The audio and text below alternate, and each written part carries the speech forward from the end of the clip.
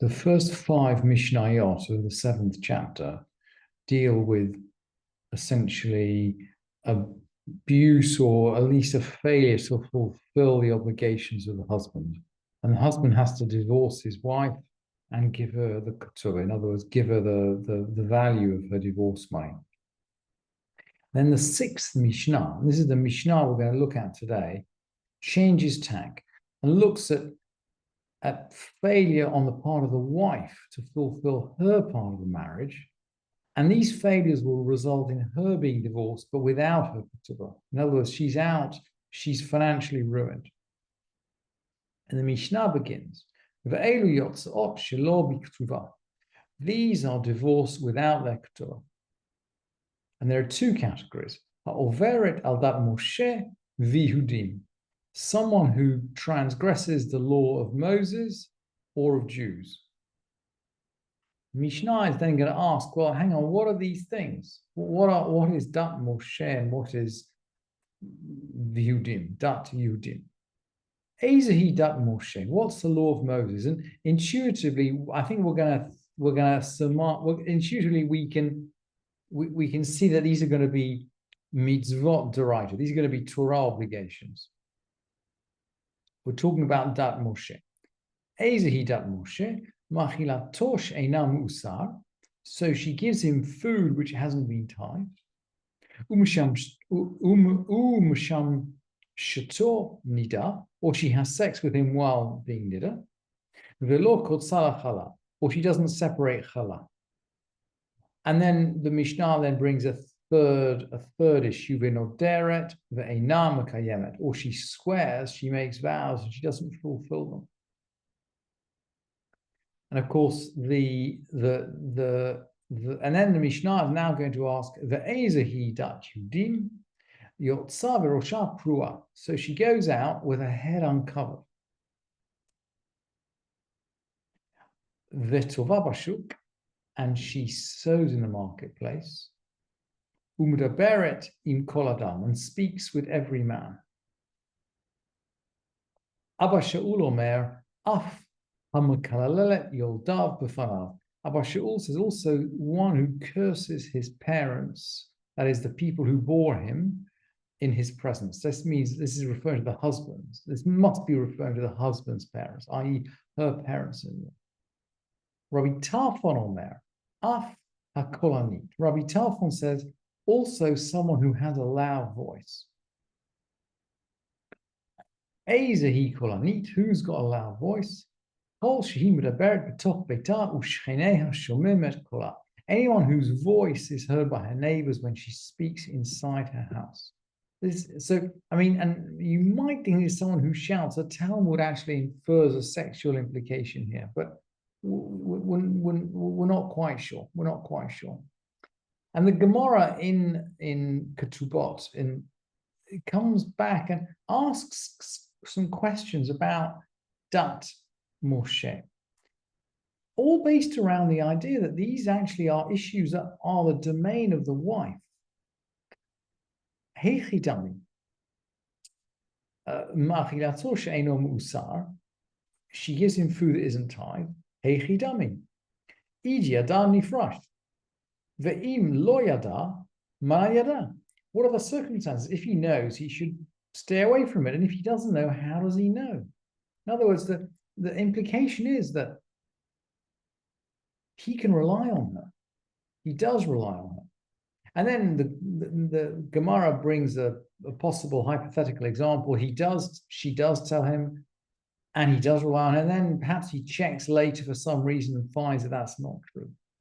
So that's the example the Gemara brings. Umasham shator nida, having intercourse with him while nida. And the Gemara then brings an absolutely parallel discussion. Heichidami, what are the circumstances? If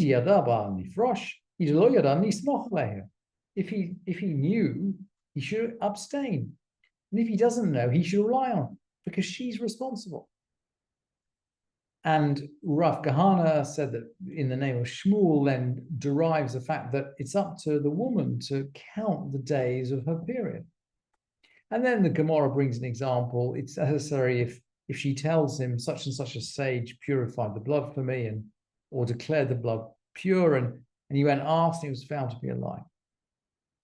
And then the third example, velo kotzala chala, not separating chala, exactly the same sugya, exactly this. This is almost like poetry in a Gemara. Exactly the same argumentation is brought. Heichidami, idiada. How? What are the circumstances? Idiada, nifrosh. If he knows, he should abstain. Idaloyada, minayada. If he doesn't know, how does he know? Because again, this is the wife's domain.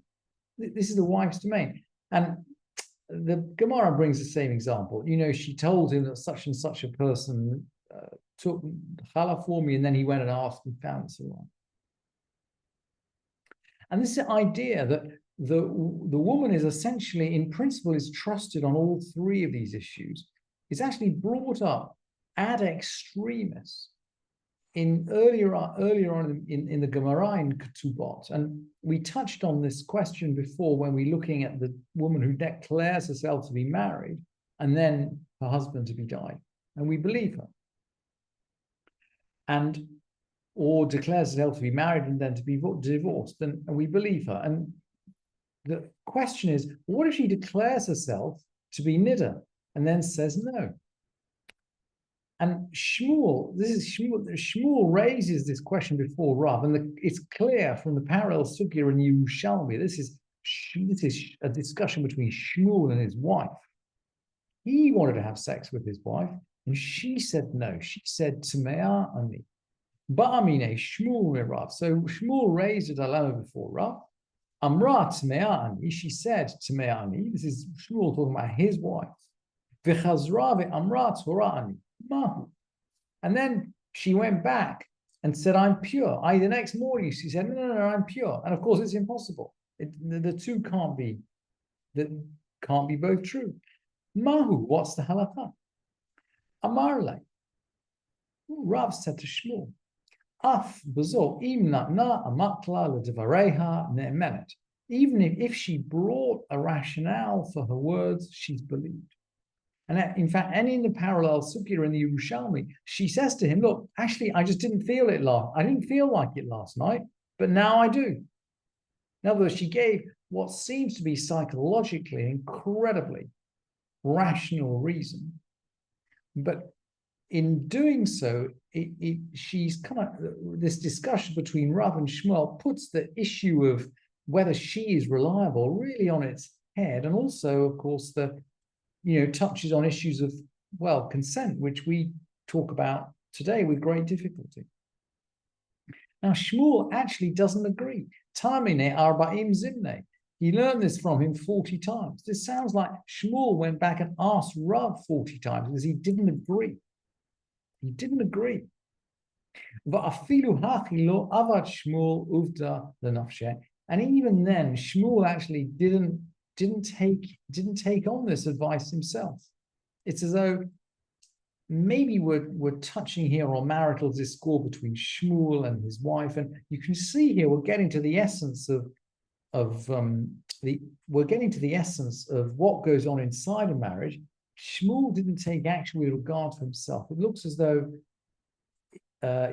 feels almost like she began to say, look, I didn't feel like it last night, and he's now going to say, well, actually, that's okay. I don't feel like it either. And there's some kind of mutual there's a mutual tension playing out here in the halakha as it's brought out in the Gemara, and we can't. It's hard to resolve, but it just provides us with quite a new and different view on the issues which are teased out in this Mishnah.